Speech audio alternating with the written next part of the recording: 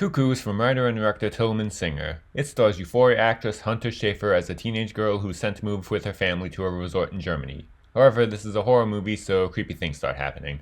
This starts out pretty scary with creepy stuff happening, but we don't know what's going on. And when the mystery actually starts to be explained, things start to get a little bizarre. However, not as bizarre as I was expecting with the way people were talking about it on the internet. I've heard people talking about how bonkers it was, and I don't know if I'd call it particularly bonkers. It's a little weird, but not in the way that, let's say, the last act of Malignant was, but it's still almost as scary as it was before. But unfortunately, a lot of the explanations are a little unclear, so that kinda hurts it a little. But it still has some creepy villains, some good scares, and Schafer makes a pretty good scream queen. And that's all I really have to say about it, unfortunately. Either way, I wouldn't consider it to be among the best horror movies of the year, but it's still perfectly serviceable. It may leave you scratching your head, but it's effective in just being a creepy movie.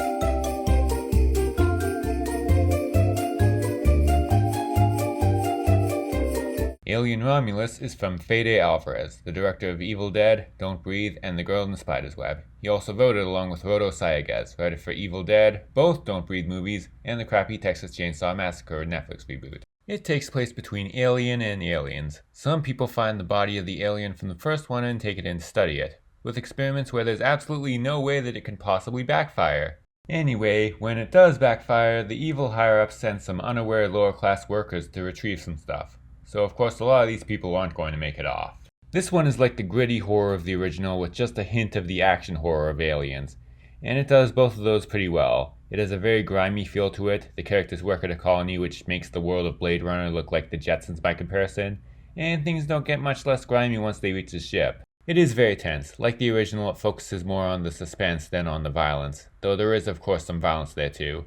And it nails that suspense. And the hints of action in the climax are just as successful. And the whole thing's made even more tense by the fact that the characters are actually pretty likable. Fede Alvarez was able to make a movie about people who rob an elderly blind veteran that made me care about whether or not the characters got out, so I guess it makes sense that he can do it with a bunch of workers who just want to escape poverty and are exploited by an evil company. And they're more likable than the characters in Don't Breathe. Yes, because of the fact that they're not doing anything awful, but also, even without that, they're just a little better. One cyborg character is particularly both charismatic and sympathetic. Speaking of cyborgs, they do unfortunately bring back a dead actor with CGI to appear in this movie. To be honest, I didn't even realize it at first. It's been months since I've seen the original, so I didn't recognize him.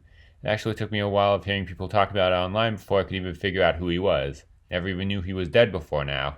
But now that I know what they did, that kinda sucks. Especially for something so unnecessary. For this role, you don't even need to hire a lookalike. This is entirely cheap fan service.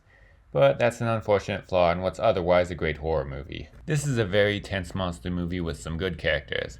It's one of the better Alien sequels, maybe the best since Aliens. It takes the franchise back to its roots after the Prometheus-type movies, and does so in spectacular fashion.